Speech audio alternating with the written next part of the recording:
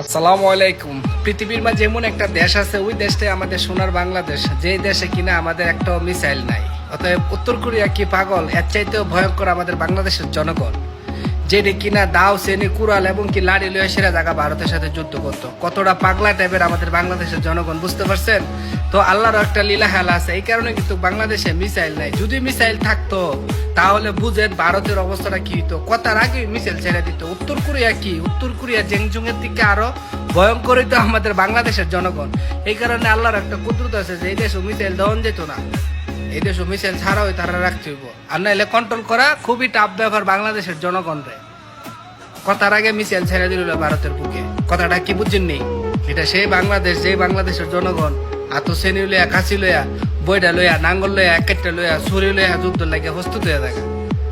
সেই দেশের জনগণ যদি মিসাইল ফা তাহলে কি একটা অবস্থা করব, যে কোনো শত্রু দেশ হোক, তাহলে বুঝেন তামা তামা বানাইলে তো না, কথার আগেই তো মিসাইলটা ছেড়ে দিব।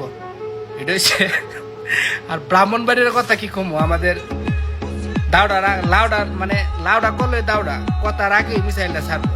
এত এই বাংলাদেশে মিসাইলের দরকার নাই, মিসাইল ছাড়া ওই যে কোনো রাষ্ট্র